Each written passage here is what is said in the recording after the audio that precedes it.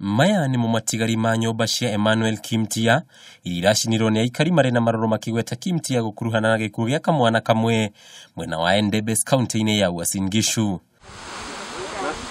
Githagathaga ukirambiririe riria murangiri arakorereirie kamwana kau hamwe na aru nake makirithie mugunda-ini wa kahua uria we arangagira na kumahamurithia ni murithi mugunda-ini ucio ndwitikiritio. During his duty at the coffee farm, he drove out some animals belonging to villagers.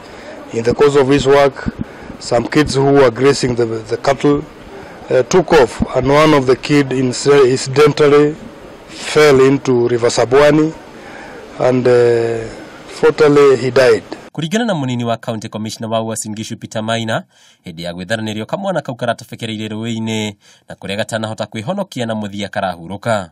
They were irritated and they took off, embarked on a mission to revenge the death of their young one. And in the course of that, they burned down 6 houses belonging to the said watchman and his close relatives, and the whole village, I think, was in panic the whole night.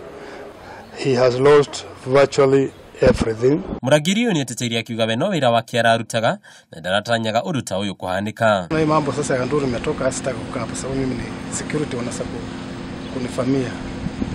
Na nikaondoka hapo nikapanda juu ya kahua. Kufika juu ya kahua nikasikia watu wamekuja na wapanga na mawe. Wakasema ni huyo ndio aliua mtoto. Sababu mimi nilikuwa kwa nyumba kunia 20 yenye tumekongoa. Alafu hata sitoi hata sababu kwa sababu tulikuwa tujakongoa, ilikuwa paka juu. Haya marago ilikuwa kwa nyumba. Kunia 5 hivi. Haya wimbi kunia 2, mamutama, pikipiki, fiketi, kabati, na sufuria.